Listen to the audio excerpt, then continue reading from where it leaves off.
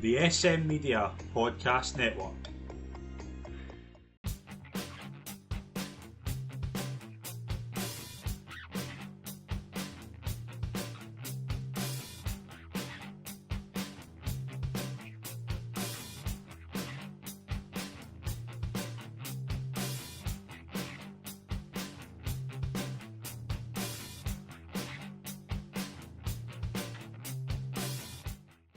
Hi folks, and welcome to the latest episode of the Celtic Report right here on SM Media. I'm Scott McPike. It is always a pleasure to be your host as always.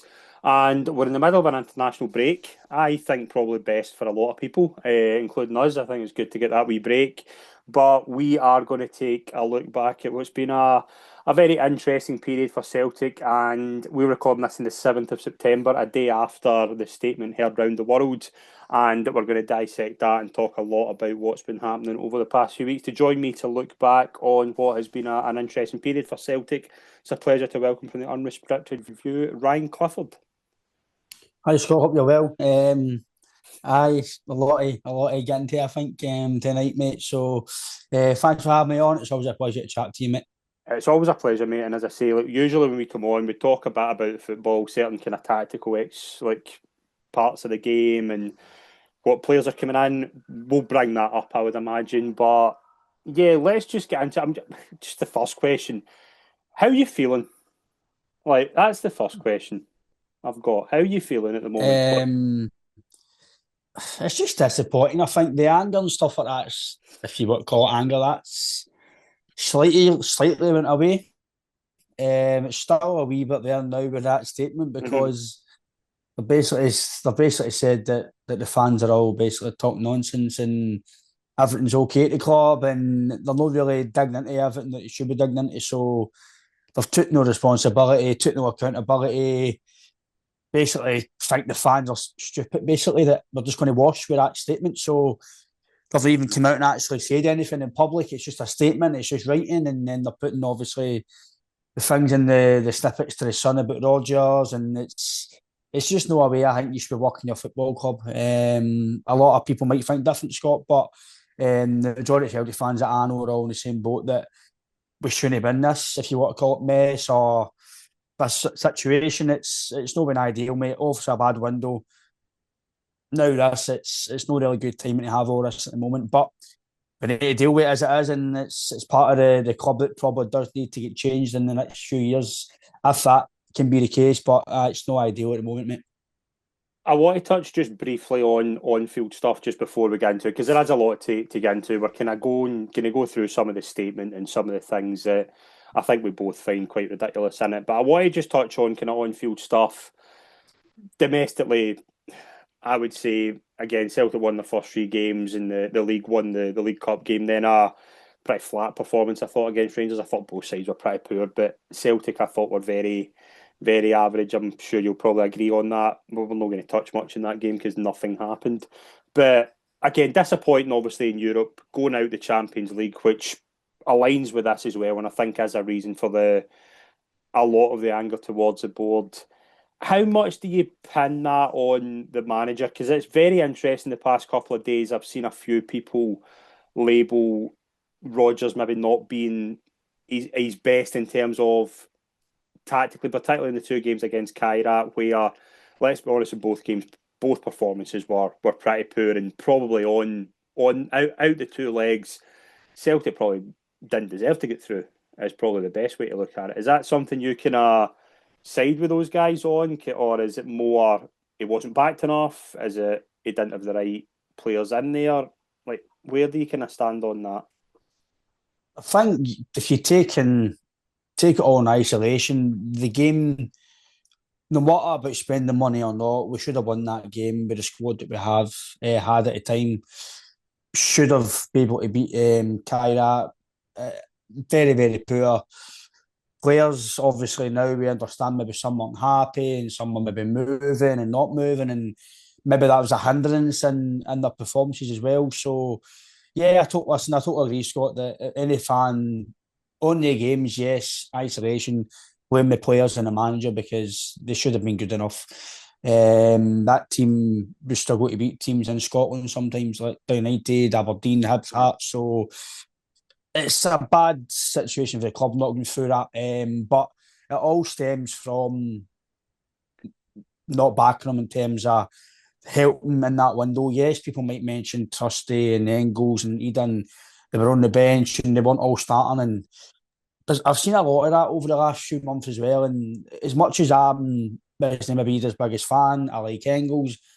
Trusty, I'm more sure about. He does well one game, next game he's no. So, Yeah, but as much as yes, they were 20 odd, 6 million, 20 million, maybe because they're no this marquee boom right away impact players, but realistically, they still helped the team last year. They still won a double. They still nearly went toe to toe. They went toe to toe with Bayern Munich, Leipzig, Atalanta, and they made the money back with qualifying for the Champions yeah, League, and they get money plus that. So there've not been failures. Maybe on like, for me, I think Ida's all in play, etc. wasn't very good.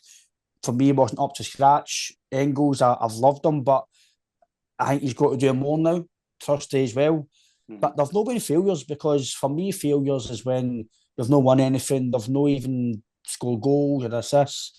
I think Engels hit his best season last year when it comes to goals, assists, and everything else. So you can't really blame it on because of last year, because in my opinion, these signings have been okay. You've still won a double, you get in the Champions League, you've made money for the club, so they've only bad feelings in terms of signings. It's not like we lost money out the signings. It's not like a Yeti and Barkas where we lost £10 Yeah, million mm-hmm. and we won nothing that year. Yeah, So I think people are just quick to say, oh, wait, well, he got back last year and they were successful last year, so why not continue that? Why not give them the same amount of money, maybe buying different quality of players? But I, for me, it all stems from not backing the manager and letting guys like Kyogo go and Kuhn go. Obviously, we'll touch on that, Scott, as you mentioned.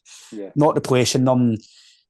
If you added maybe the two wingers that we've just added now and the right back, you might have beat kind you actually might have helped the team. yeah. That's all I think the team needed for the game, Scott, was a bit of freshness, a bit added quality just to help the players there.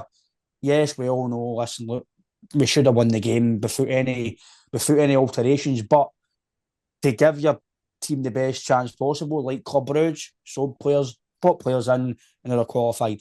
It's no hard. It doesn't matter if you feel you've got enough there. You still need to add to that, and that's for me. That's what it's all stems from personally. We'll get into the statement because the statement comes out on Saturday night at 8:42. Now I don't know what you're doing in a Saturday night at 8:42, but it never gives me good vibes when something comes out at that time on a Saturday night. Like it's just a weird time. I know it's for the Sundays and things like that, and I get that, but to me, like this is something that it's just a weird timing to put a statement like this out. Obviously, we'd seen on Friday, you spoke about it there. There was a Sun article with a Celtic insider saying that Brendan Rodgers is particularly not happy. I don't think that's much of a surprise, but that was a wee bit interesting with that, particularly to the Sun. I don't think that went down particularly well. And then when there was rumours of this coming about, it was like, yeah, this is just going to lead to a chaotic Sunday. And sure enough, that's what happened. But the Rodgers, the line in the Sun, first of all, what do you make of that? It's bad going to the Sun. To a lot of Yeah, people, it's not the best newspaper to go to for anything. Obviously, Celtic have got their journalists that they obviously maybe behind a paywall, or maybe they give them snippets and they're the first people to get the snippets. So it's coming from the club and they've leaked it to journalists and they've come out instead of saying it themselves and maybe saying it themselves it's about the manager, they've tried to put it on the journalists, they put it out, and I think it's to blame Brendan on this for me. It's deflection for me. Obviously, listen, Scott, the club as a whole has got to take responsibility for not qualifying for the Champions League. Of course, the players on the park still need to do better, but to come out and blame the manager for the transfer window and everything else, and that's the same day as well with the maid. I think came out as well, which again it's had been rumoured as well. That was mm, going about, and then on Friday, yeah. that I think that was actually in the Sun as well to start. But I think the Sun had both, and I'm just like, this is a really weird as you say, that bringing out the Sun's particularly bizarre as well. And Mm. then it's just a strange turn of events. But we've obviously touched on the window, the particularly deadline day. I mean, that deadline day was chaotic all day. You were expecting obviously the Casper Dolberg stuff. I think very early in the day though that was seen as not going to happen. And I remember, I think it was actually Ryan McGinley that had this up. If Celtic's day will be determined by if Casper Dolberg joins the club, and then with what 2 or 3 in the afternoon, it was clear he was going to Ajax, and then from there it just looked like Celtic were scrambling. But my argument with deadline day as a whole, if you're serious about being a proactive club, you aren't waiting to deadline day to make what 3 or 4 signings is what I felt Celtic need going into the last day of the window. So to be in that position, to me, I think is just one of many problems that we'll touch on. Yes, that's a massive issue. We done it last year as well. The last week of the window, we're thinking need a striker, need a winger, need a centre mid, need this. Same again this year. It can't keep going like that because, like you said there, Scott, Celtic need to be proactive. Any club's got to be proactive. If you've got major assets at the club that they want away or they need sold, then you make sure you get somebody else in, or you've got 2 or 3 buttons to press. Once they go, 2 or 3 days later, in the door. A lot of Celtic fans won't really want to talk about the team across a lot of Rangers, your rivals, but they might know the quality of players that maybe Celtic are looking for, or the quality that might win the league or whatever else. But the process is before Jeff Day and Yilmaz went, they brought in the boy from Brentford on loan. They're bringing guys in. Myofsky come in, Dessers and that go. And we're still trying to get a replacement for Kyle go for, Yeah. but it seems that October and he left in January. Still not got one in. Kuhn goes. Either can't go until we get somebody, but we don't get somebody, but then he can Goes anyway. go. It just it, I it mean, just I'll tell you exactly how deadline day went for me. Obviously, you hear things, and there was stuff going about. I don't know if you've heard this about Yang being yeah. told, sitting in Birmingham waiting on being told he can go, and then there was apparently, again, this is all Mm. speculation. People you hear gossip going about, but apparently Yang wasn't told he could sign for Birmingham, and then was told to get on a plane home, which is pretty bad. And again, like probably the same week we're talking about Daniel Levy leaving Tottenham, who with a lot of insiders has the reputation of not being the very best communicator. I think we're Mm. getting that vibe from Celtic as well. That it's not. I don't think Daniel Levy's alone in that kind of train of thought. And it just never ever goes well because you just make yourself look terrible. Like, I'll go back to you mentioned about Rangers. Like you probably know a wee bit as well. I'm a big fan of the Eredivisie, and I have been keeping an eye on the Go Ahead Eagles players all summer, thinking where are they going to get moves. Obviously, Oliver Antman goes to Rangers, and Celtic had a strong interest in Jacob Broom. And I know this. Speaking to Dutch people, there was the low balls that Celtic were putting in were nowhere near what was offered, and Celtic go and spend that on a left winger who's not a right winger, but we're being told he is a right winger according to Celtic. It's just pay the money for Jacob Broom. If you're going to pay it on deadline day, why are you not paying it for the guy you want? It just that's the sort of thing that is not making sense to me. It doesn't make any sense, Scott. It's Yeah, in a business sense, well, it doesn't. In any walk of life, in business or it's hospitality, anything at all, you try and do everything quick and do it as best as you can, as early as you can. It's just I don't know what the club are thinking, and I don't know why not just say he's worth €5 million. Maybe your first bid is your first bid 3.5, maybe 3.75.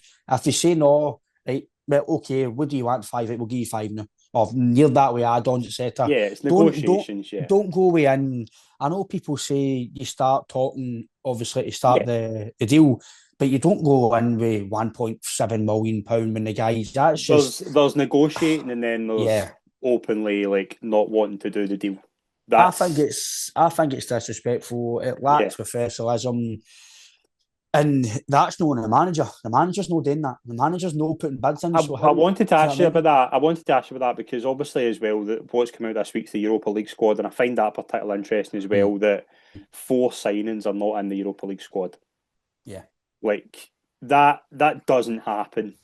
a lot of places. Do you know what I mean? And I think we are both in agreement that Benjamin Negrin's going to be a decent player for Celtic. I think we've Yeah. seen enough already to go that he looks like he can slot in. But to bring in four players as well, two of them that were pictured before and before officially signing, like it's just weird. Like it's again like four Europa League signings, and again like that goes back to the Brendan Rodgers comment about club signings. What's a club signing and what's a manager signing? Like we've kind of been here before with Brendan Rodgers, and I mean you'll know better than me. We know how this ended the last time. Like it's terrible. It's bad enough it happens the first time. If you work hard to bring a guy back and you do this again, it's so bizarre. Like that's another thing It's, that doesn't make sense to me. It's like you openly just try to get rid of him. Like to some people, that's the way it might seem. You've also brought him back, and maybe he's been told things are going to change, and this and that will be better. The infrastructure, everything that obviously Brendan was promised.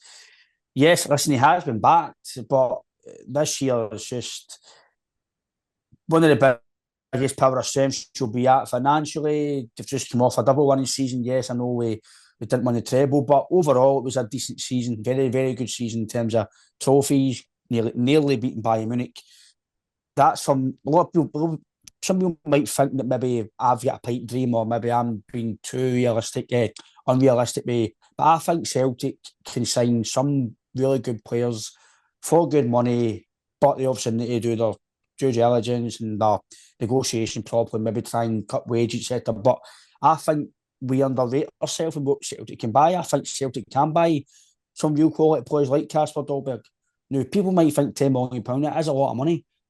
But he spent 9 in either last year, who wasn't a proven goal yeah, scorer. This is yeah, a guy who's got 55 caps for them, 56 now roughly. Scored 24, I think 25 goals last year for Anderlecht. I think he's got 5 and 8 this year. I know he's had 2 or 3 sticky spells, but he's a proven goal scorer on every level, basically. He's played at European, international. Why not just pay? Why would you then pay £9 million for just a guy who had a few months, a decent loan spell, but then no put another £1 million up for a guy who's proven it just doesn't make sense. And then you mentioned the Jacob Broom deal. Why then go and pay £10 million roughly for two wingers the same price that Jacob Broom was, and you could get him 2 weeks earlier, potentially helped you qualify for Europe, and then maybe got one or two later in the deal. It just later in the window. Just it's hard to make it make sense. Even reading through the statements, and you look at and there's excuses for even ex-players, and I understand that these ex-players are in with the club and they do like yeah. events. I get them, they're going to listen. If any Celtic fan thinks they're going to come out and tell the pro what they want, as Petrov said, if I say what I want to think, I'm not going to be in Celtic Park. And as much as we don't want them to lose their jobs, but you need to tell the truth. You need to be transparent with the fans. You can't kid the fans on, Scott. No matter if it's the No, you board, can't. ex-players, the fans making things seem okay to the fans, it's not going to wash. I know fans might not be, they might not be all experts at football, but we're no stupid, and it's not going to wash any longer. I don't think, mate. So I'm just gonna just a few things we're gonna get through in terms of the statement. Again, I'm not gonna read it word for word because it's not a good statement. I feel it. That was one of the first things when I read it. I read it and then like read it again. And the first time I read it, it was like, this is the sort of thing you would ask a computer to write for you, kind of thing. And it's like, I'm not. I mean, that you read statements quite a lot, and like, yeah, this is not one of those. But this obviously comes from constructive meetings. Again, I'll use the word constructive quite interestingly as well, with representatives of the CSA, the ARCSC, and the AICSC. Obviously, affiliation supporters clubs of the kind of relevant parts, but just a one interesting thing just before I wanted to touch on. I've got notes written down here regarding to one specifically, but transfer activity attracts enormous attention and speculation. Unfortunately, as is often the case in the media and social media, there is inaccurate or misleading information in circulation. Now, I'm not. I don't know how you feel about the transfer window, right? But I think we can agree, like, it has become a bit ridiculous how, like, it has a lot of stuff just going about on Twitter. That isn't a new thing though, and I'm not necessarily sure Celtic can hide behind that because that happens at every single club in every single part of the world. You're going to get rumours going about. I don't understand why that is even mentioned on this.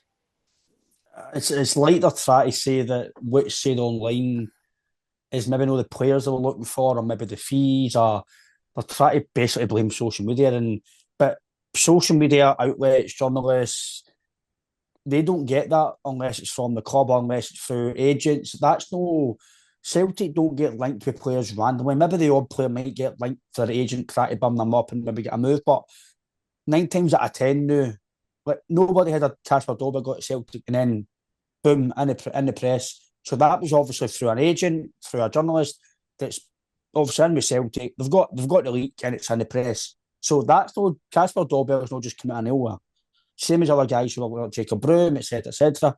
They're no guys that have just come out because of social media. That's through journalists, through agents, through clubs who've got the snippets and they've obviously had permission probably to put it out because obviously you're saying Scott, you're in the media as well. Sometimes also doing this and other things in the past you've done. 9 times out of 10, if you've said something wrong or at a place or it's the wrong wording or the wrong thing, the club will probably try and sue you, do damages, or Yeah, they'll say, listen, you're banned for the club, that's wrong. They've not said a thing about anybody's wrongdoing or if it's Steve McGibbon and guys like that putting stuff out, they've never said it's wrong. So that tells you that it's probably right. but that's the thing as well. Like, again, you touched on like agents and things like that. Like with a lot of transfers, particularly if it's like a player coming from another country, for example, if like I'll use Jacob Broom as an example. There's a lot of reliable Dutch journalists and Dutch sources who have been right in the past who you'll kind Mm-hmm. of go with, who you'll say, right, they have it out, this seems pretty legit. They all had the Jacob Broom stuff. Every single one of them had the Jacob Broom stuff. And then when the Casper Dolberg stuff was happening, Casper Dolberg's going to Ajax, beating Celtic to his signature, right? That's not Celtic can't say, oh, we didn't actually look at him. So Michael Nicholson's not Mm-hmm. going to come out in the AGM and say, oh, we didn't look at Casper Dolberg, because that would be not true.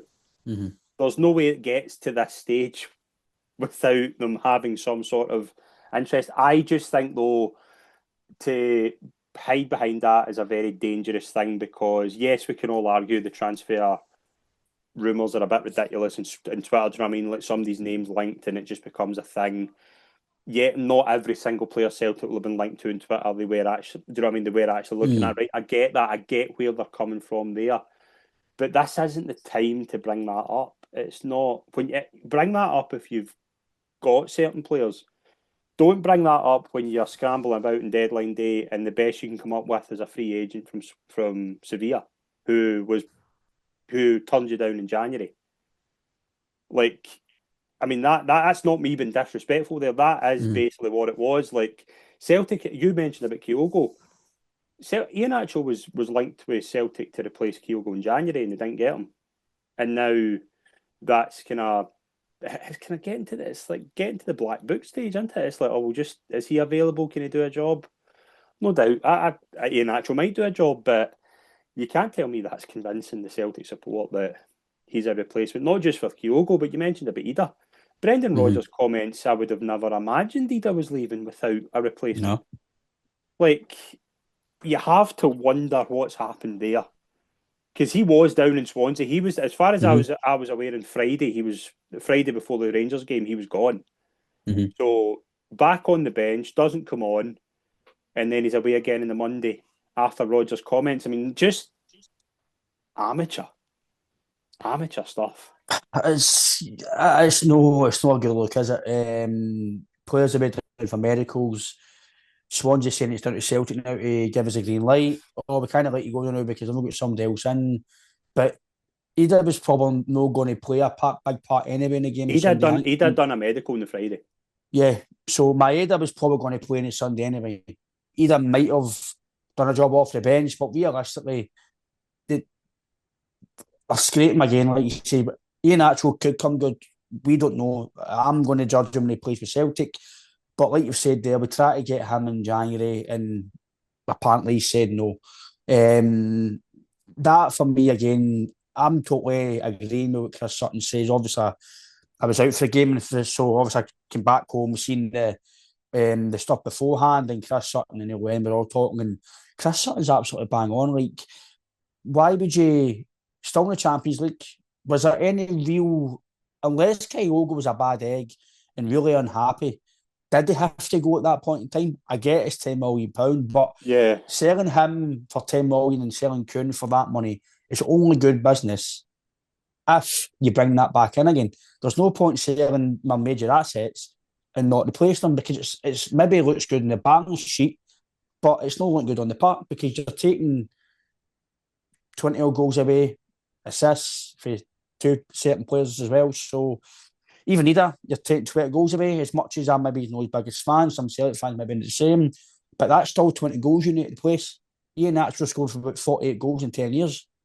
So yeah. there's no guarantee that he might score you goals this year. But the only good thing for him is, Scott, there's no expectation on him, really. So There's not. But again, like the other problem with mhm, that is, and you mentioned about selling Kyogo in January. I think though that I think Rogers made it clear that Kyogo wanted to go, right, which is fine. yeah. I do think a really good bit of business for Mhm. Celtic selling him. I think it was 3 million selling him for 10. Birmingham bought him back for like 7 for Ren. Like obviously his Ren move hadn't worked out. So as you say, would it have still been a logical step to? I still think even buying him for 3, selling him for 7 this summer would have been better. Do you know what I mean? Like if you do that deal, Mhm. but it's just again Nicholas Kuhn as well. Like I'm one thing Celtic have always been good at is selling at the right time, right? And I think Yeah. getting Kuhn for the selling Kuhn for the money and the bottom I think was tremendous business as well. But you mentioned, and one of the things I noticed particularly on the park is, and I just felt in the right there was absolutely no rhythm early on, and when Johnson was there, Johnson was trying to get forward. The right, I just feel Yang and Forrest they aren't couldn't, and that's an important part of your side. Do you know what I mean? Like James, all due respect to James Forrest, he should not be high on the list in that side in 2025. He can be an impact player. He should not be starting the Champions League qualifier in 2025. He shouldn't, mate. No, you're right. James has been brought for Celtic. I've sometimes in the past I thought he fought to deceive, but overall he's been fantastic for Celtic to play with. Basically, this club for your full career, you've got to be a good player. As much as either us fans think he's this or that, we don't rate him, but he's obviously been that good for every manager to keep him on the park, off the park. He obviously lives his life very well. He's never on the press. He's never on social media. He's never had a bad headline about him. He's always working hard behind the scenes. So no, but again, Scott, people even say it as well. Like I thought actually Liam Scales plays well in a game when he defends and he's fine, but when the ball's at his feet, that's not his game. Um, but to take Celtic forward, Scales, Ralston, Yang, James Forrest at this age, they're not going to make you better. You've looked back on the quality side, and it's not the guys' fault that they're here. They need to try and do the best they can and continue to obviously play for Celtic and make the club the best that they can with the ability that they've got at the moment. But for Yang to be here for maybe nearly 3 years now and not really play, that he's not going to play. James Forrest says I think he's got a contract end of this year. So Ralston, he gives his all, but people say that, but giving your all, Scott, should be a bare minimum Yeah, when you're at a professional football. At a club like Celtic, Rangers, Hearts, Aberdeen, any team in Scotland, any team in the world, that's a given. But Ralston is a steady Eddie. He's maybe a 6 out of 10 every week. He's absolutely fine. But the quality between him and Johnson on that right hand side, it's you can definitely see it. So there's certain players in the team that they're okay, but I think okay at Celtic's not good enough, and there's maybe just some too many okay players at the moment. And like you mentioned, Kuhn, you've not brought in the quality as we know yet. We don't know how good Taneki and Baluch are going to be. They could be better than them. We generally don't know, but you've waited that time to get him in. surely if you're doing your job properly as a scouting team and the CEO, etc., who deals with all that, there should be 3 or 4 guys, or well, just say at least 2, ready to push the button if Kuhn goes right. He's going to go get in contact with him, try and get him in for 2 or 3 days' time. We've got a qualifier 10 days' time or so, 2 weeks' time. Get him in, get as the manager says, get him bedded in, hotels all the time, this and that. It's not just a case of going to the park and play. They've got family lives, settle in, and Yeah.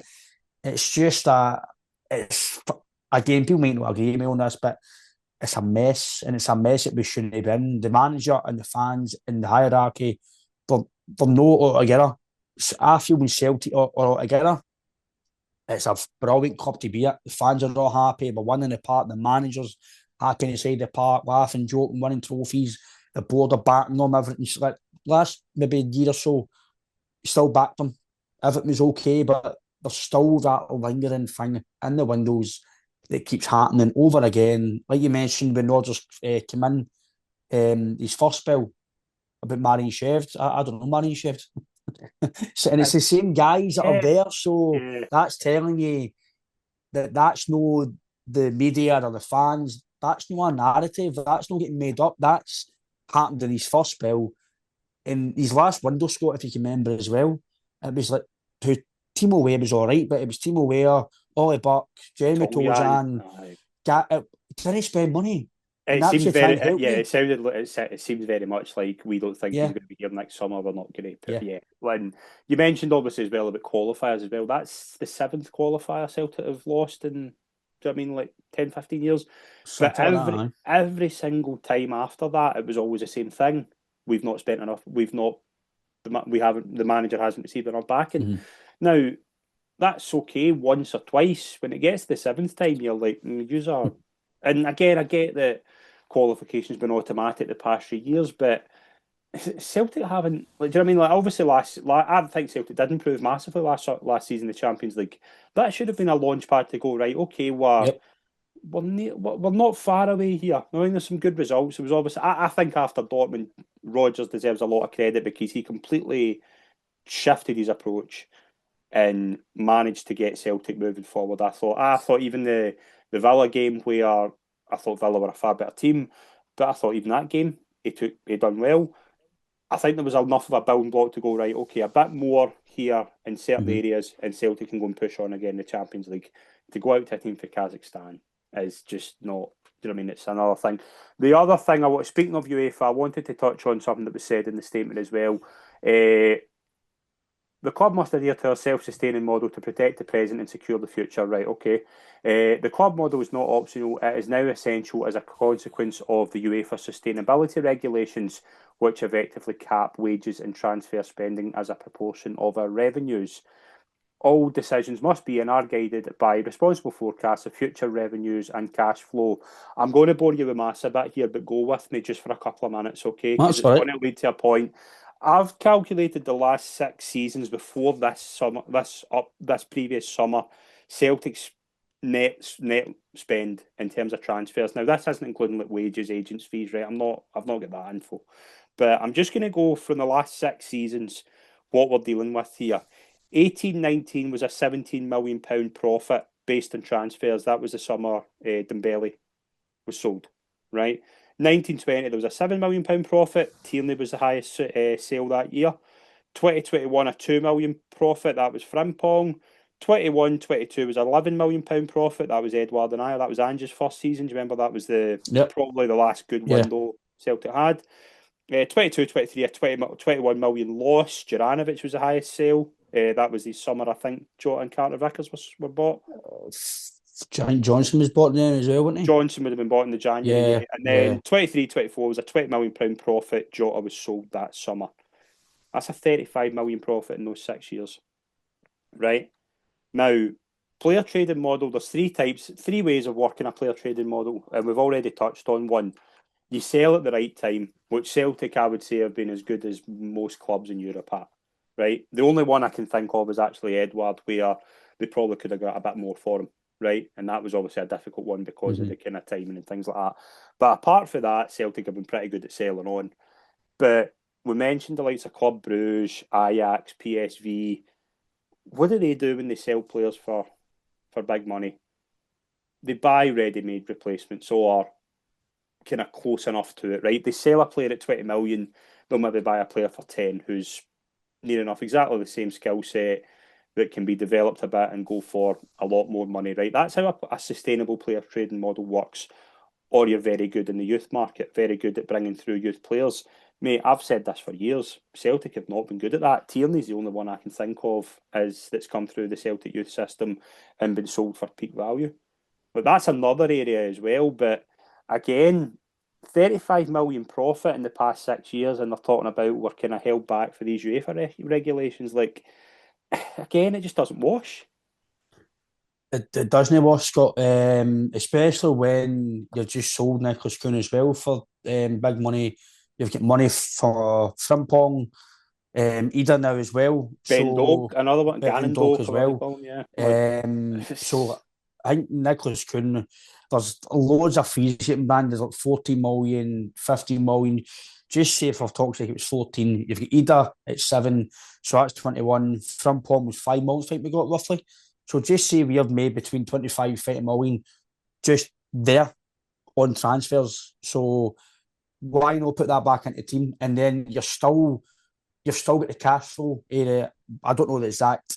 Obviously, we'll I'm find out. going minimum 10 million profit this summer, based on Like, just what I'm reading, just in it's terms of actually just say here, say between me and you. yeah, That's not even touching yet, like season book money and money that's already correct, there in the cash flow. So I don't know the exact accounts. Obviously, it will come out soon, yeah, eventually, but just say it's between 75 £100 million sitting there in the bank.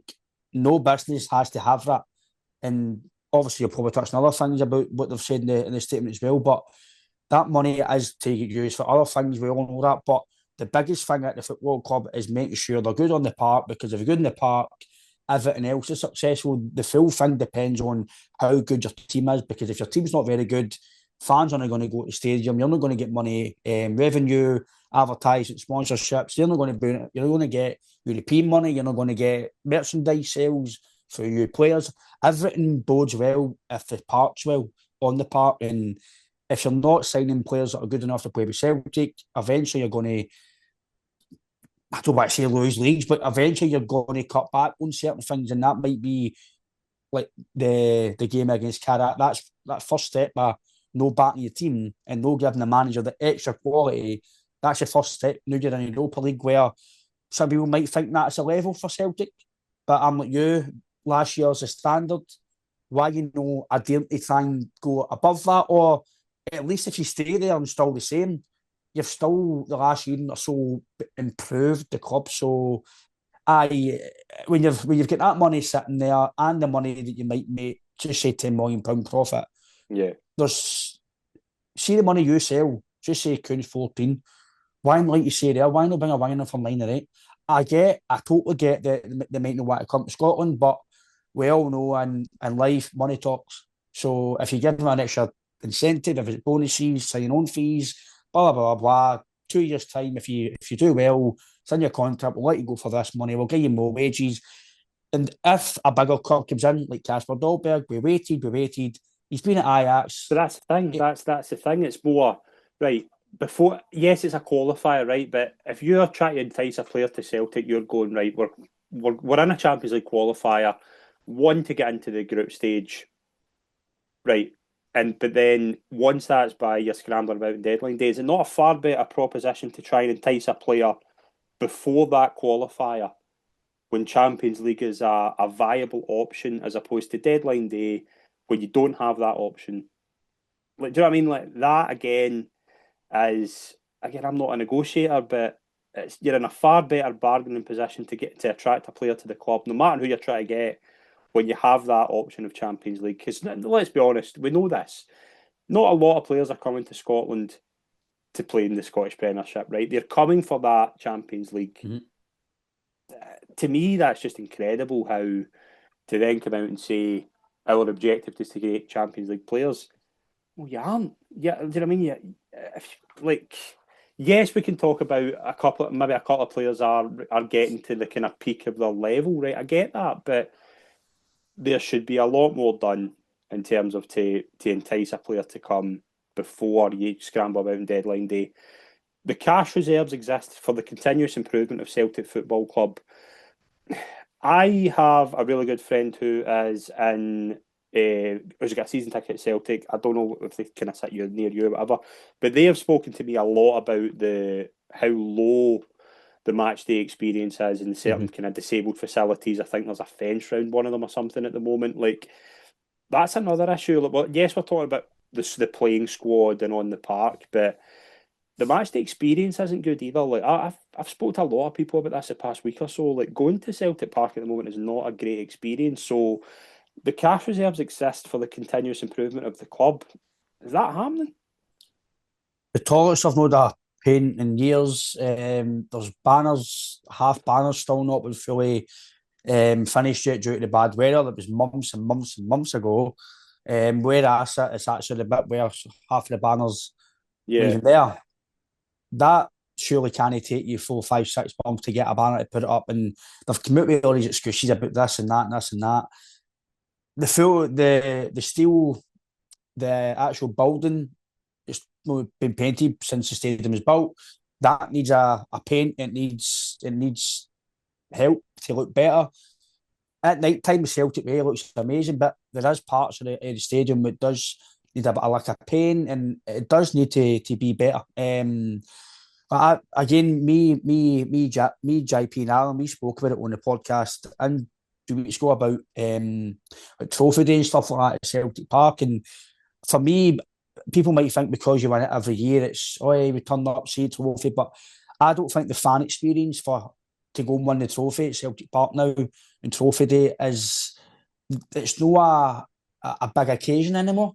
There's no like people might think it's crazy, but see, like actually having a fan park for the fans to like celebrate at Celtic Park, or if it's like DJs, if it's just a build the atmosphere up, and then when you go to the park, the stadium, you lift obviously the trophy. Instead of just lifting the trophy and then going away, like take it down with the fans, let the players talk to some of them, maybe some of the young kids at the front of the stands. And yeah, I think there's not I'm not expecting like McGregor to sit and have a 15-minute conversation with me, right? But get more in line with the fans. Like I don't think the clubs are a bit far away. I think in terms of that, I don't think the trophy days just lift the cup, see them clapping the hands, lifting the trophy, a bit of music, and you're up the road. It's not a big celebration. I think that should be Flag Day and Trophy Day should be the 2 biggest days in the calendar year. If you win, obviously the league trophy, Flag Day should be an amazing experience. It should be atmosphere bubbling all day. Flag Day at Celtic Park. It should be the first league game of the season, in my opinion, as well. But that's not a topic. And then obviously when you win the league and you lift the trophy, it should be a monumental day and it should be a memory for people. But some people walk away going, all right, league trophy, we've seen them lift it, and that's it. There's no one experience anymore. Me personally, I still love to yeah, go to Celtic Park.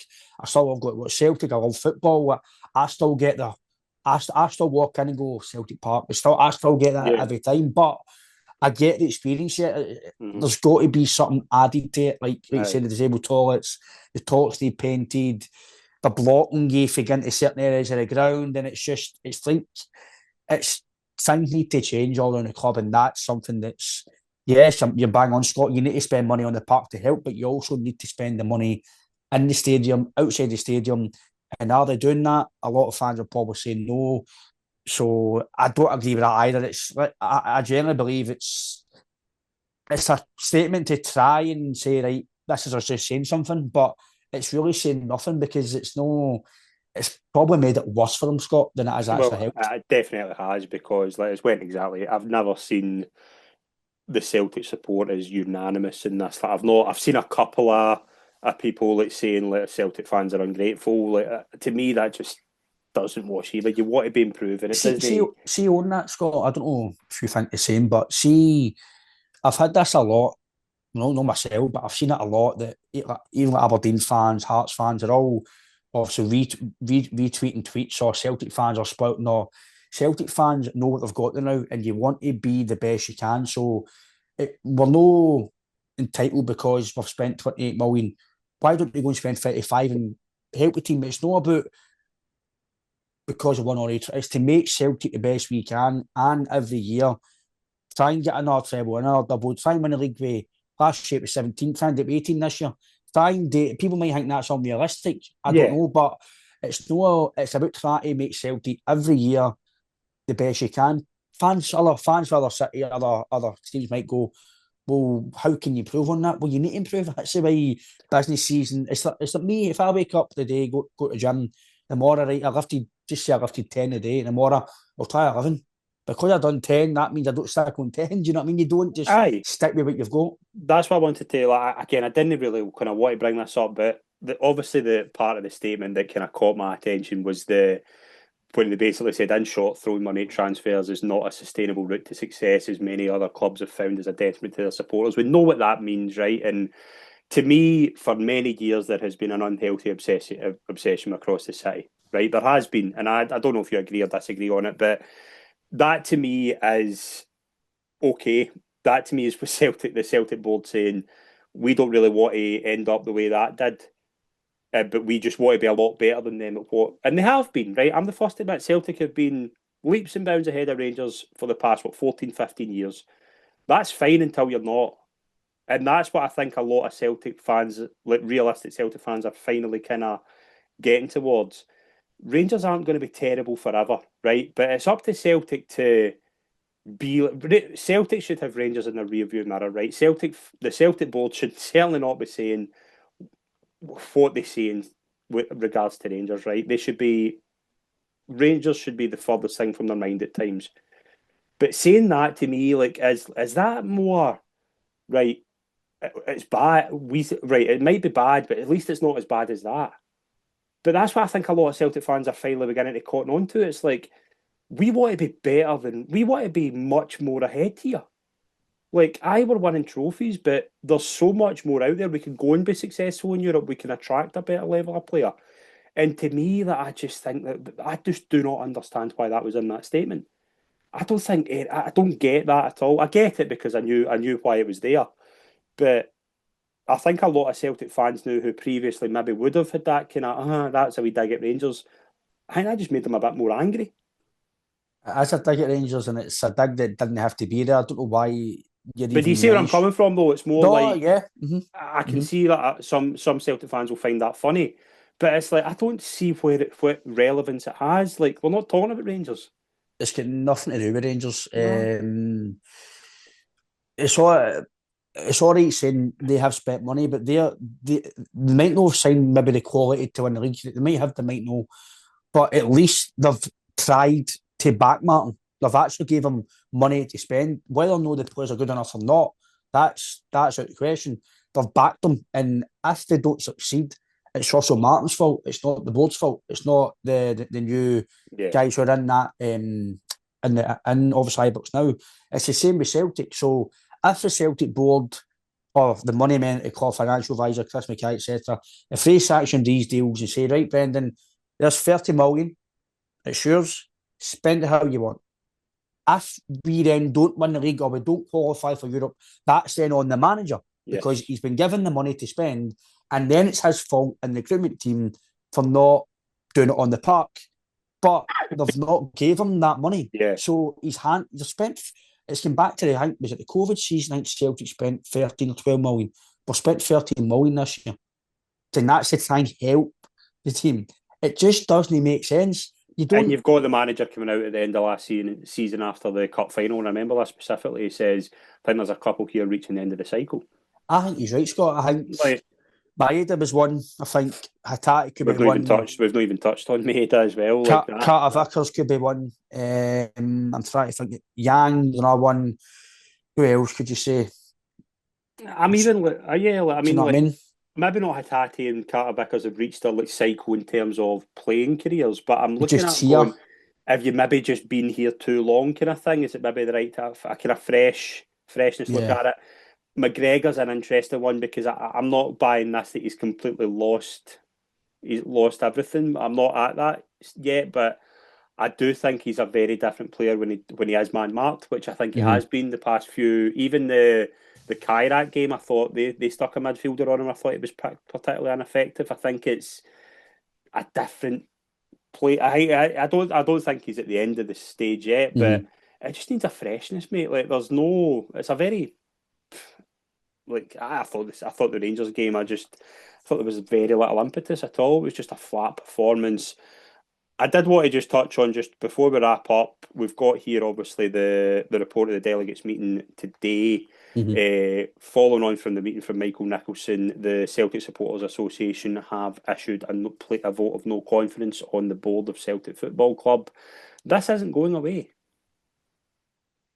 It's not. And once the majority of the fan base and the big, like you said, the affiliations and everything else, the people who also maybe invest in Celtic supporters clubs, etc., have got shares.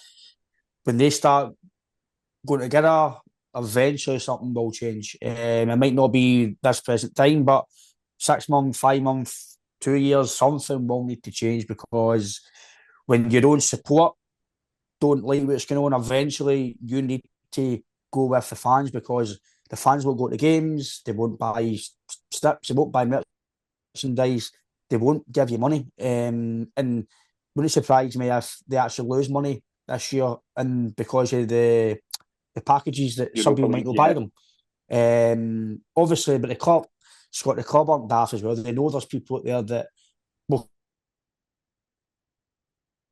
still buy tickets because they can't Yeah. get games, not see a Yeah. chance, which is that's absolutely fine. Mm. But the club know there'll always be people to buy. But in the Europa League games, you might get 40,000, 35,000, right? That's a big, it might only be 20,000 or so, 25,000. But revenue wise, that's a lot of money. Yeah. So, in a club in Scotland can't lose 20,000 seats. So, they'll need to get back on the side eventually, whether that's guys leaving the board or if it's improving the structure, if it's investing in a sport director to go with a manager. I personally think that Brendan's not a yes man. They don't like it. I think it was the same with Ange. I think Dyer is maybe a yes man, but he's still, again, he didn't get back Dyer. He didn't get anything near that some of the guys have had. We all know Neil Lennon, love Neil Lennon to bits, but he is in with the board. He's known him for years, and we all know that. Neil Lennon's never going to come and criticise the board, so that's fine. He works with Celtic. He's listen. I understand that. I understand that, but it's not a good way It just doesn't. It never to no. ends well. It never ends well. I've seen it. I've seen it firsthand. It never goes Especially with the way this you note of lot expect. of confidence, Scott. If this keeps Aye. going the way it's going, eventually they'll need to come out and speak up, not just a Well, statement. that's They'll need what I was going to ask. Like again, like there was chat going about during the week. I don't know what was it, if it was realistic or not, but apparently there was a chat. Michael Nicholson was going to do an interview with Sky. That didn't happen. I was going to ask you this, and again, like I don't know. You'll definitely know better than me. I don't remember apart from AGM's Michael Nicholson ever talking to the press. yeah, Like I don't think Dermot Desmond goes to AGM, Scott. Dermot Desmond haven't. Like, And do you know what I mean? Dermot he's Desmond plays golf. Like that is his life. But like I'm not saying your CEO should be coming out every weekend. Do you know what I mean? mm, Like he shouldn't be, but you should be hearing from him a fair bit, especially after a window like that. Like one of the things, obviously, across the city, their new sporting director was out 2 days after mm. and cleared a lot of things up. It's not a hard thing to do, but I'm looking at the board and going, I don't see Lawwell doing it, nor should he. Michael Nicholson's your guy for me because when we get to press conferences, Brendan Rodgers is going to be asked a lot about this, and it should not be him answering for this statement. No, it shouldn't have been Brendan Rodgers. He's been getting asked questions even he shouldn't be asking recently. That's on the money man, the CEO, the other guys in the boardroom. Some of the questions why it's getting put to Brendan's, and he's trying his best, but It is he's because he's the also only guy I that is there. he's trying not to say too much because he knows obviously that he's still employed with the club and Yeah, you can't. He's not want to go over the boundaries, but you've got Casper Schmeichel coming out and you get Michael. You've got McGregor coming out and saying, "I understand what the fans are saying." So surely the players and the manager must be speaking in this dressing room and go like, "We need help here. Like, what's going on?" Going to go to Paul Tisdale, David Pleat, the well, guys who are Paul what's going Tisdale's at on. one as well. Paul Tisdale's one you could look at and go, can he maybe? He's not going to. Do you know what I mean? He's not going to answer every Yeah, question on there. But from a recruitment point of view, like he was a kind of he was perceived a lot to be Brendan's guy. Mhm. So it's now like things aren't really much better since he's there. Like, again, I'm not putting it completely on him, Yeah. but it's just, I mean, Dermot Desmond, we're not hearing from him, we get that, but to me, like, Michael Nicholson has to come out, especially now it's at this stage. Like you said there, the Rangers CEO and that came out. It was Ajax. They came out. There's other teams down south have come out and just says, right, this is a plan. This is maybe the players we're trying to get. Or we didn't get. You don't need to tell us a Yeah, full agenda, but you don't need to give us like a I 5 year don't. PowerPoint, but It doesn't seem to me right now that there's an actual long term strategy at Celtic. It's like you mentioned there, the last few days of the transfer window, it was a scattergun approach. Who can we get? Who can we get? That just reeks an organisation. Now, Celtic have been amazing. The board have been amazing in terms of getting to where we are, in terms of building the club to where they are. But a model for me, Scott, don't know if yourself or anybody else thinks this, a model can't be set in stone because it's got to change and modernise with times and what happens in the and obviously the transfer market. Celtic was at 1993. Obviously, I was only just born 93, but 93, 94, around that time. Can't remember the exact date, a month, but they bought Stuart Slater for like £1.51 million. They've just spent 250 in Naimura for Japan. They've no move forward, and that's the one in Naimura, by the way. Oh, you're mad at 1.5, but not every single player is going to be a Daiz Maeda or a Tati for cheap or £1 million Matt O'Reilly 1.5 and expect them to come in and do well. That's not always going to be the case. You can't even run the club like that. Cannot do yeah, no, that. you can. And again, like the Japanese signings, I think are quite interesting because obviously Celtic have had a really good record in that. Nobody's saying not to do these deals, right? There's gems in Japan, Yep. and Celtic should have their eye on that market based on the success they've had. It's more when they come in and immediately your manager says, basically come out and said they're not my players. That again, like the one that sticks out is the Simpson Pusey one. That doesn't. Do you know what I mean? That seems more like a favour. Kind of like, oh, we'll, It's we'll take strange, him isn't for a year and then he's not in the Europa League squad. The only one, I mean, the Balakwisha one. Balakwisha's been linked with Celtic for about 3 years. it? He Like just signed there.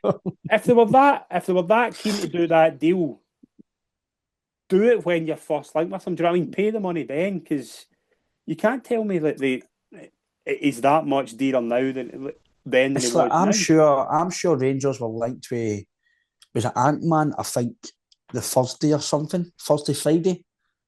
And he signed no, I think it was before the European game, I think.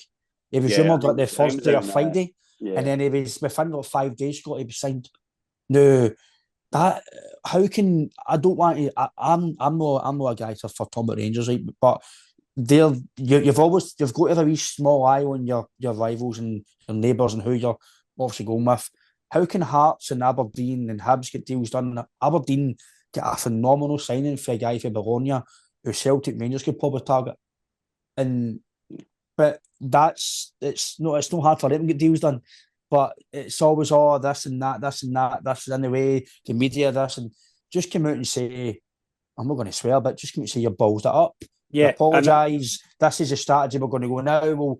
We'll give maybe a week or two to we'll come out and tell you exactly what happened. But radio silence. And like you've just mentioned there, the longer it goes on, the more anger will build up, the more frustration, and something's going to blow.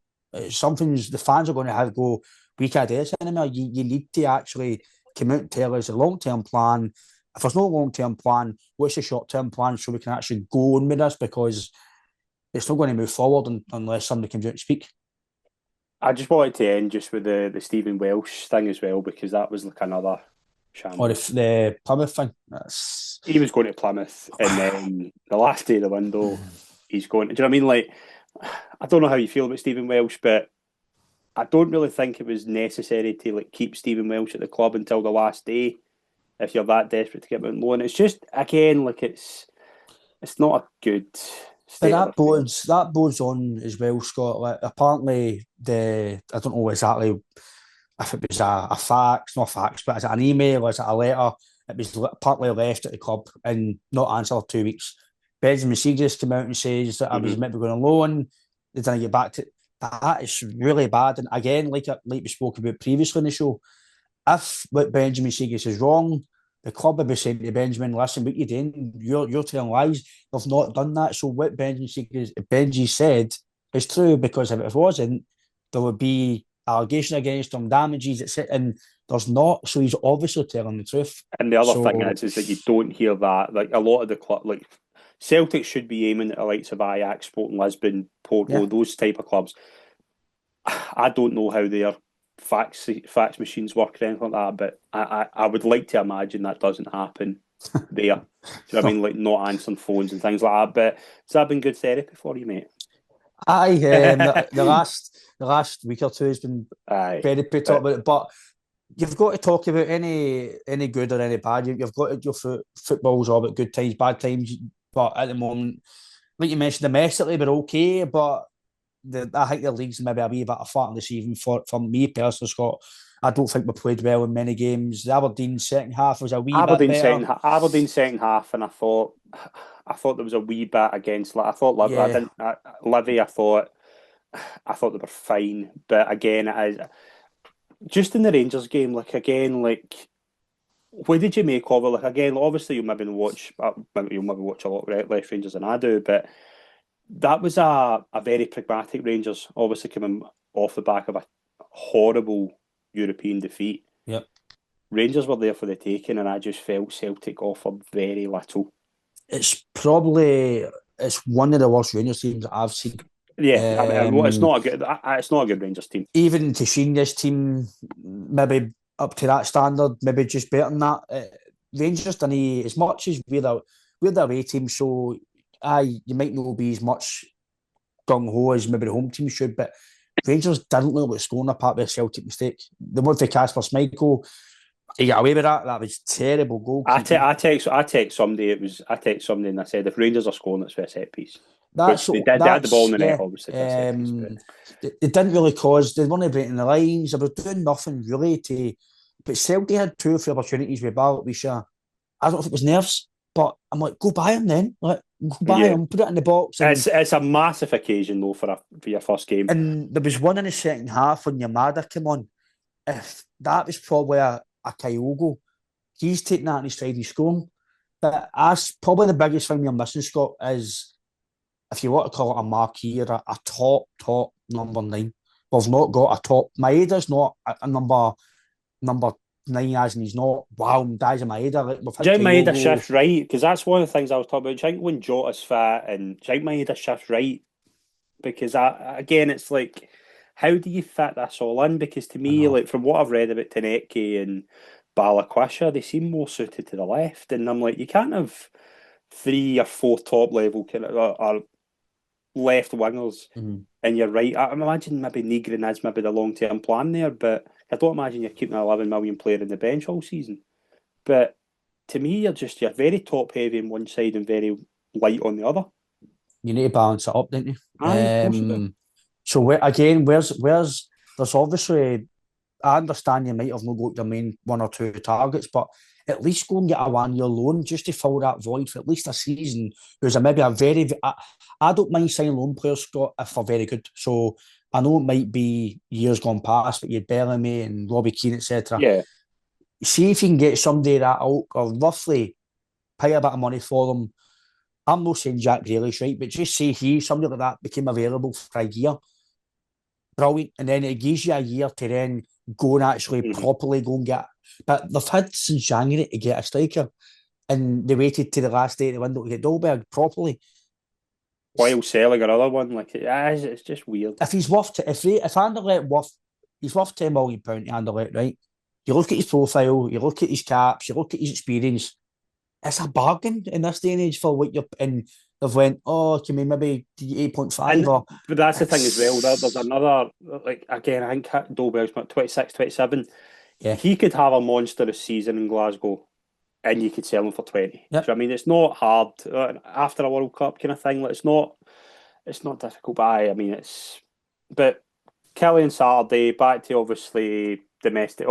Partick Thistle week after, and then obviously the Europa League starts up. But you'll be glad to get Celtic back on the It'll be, park at least. I would imagine. it'll be good, I think, just to see football again. But it will be a wee bit of a distraction because you want to see football again. But I don't think this time, I don't think it will let everything go away. No, it won't. I think maybe if this happened last year, right, okay, we've got Engels and that in, right, it's okay, right? But now it's happened again, and I don't think it will happen again. I think the fans have had enough. The football in the park, the only thing that might help the situation is if the team start playing better.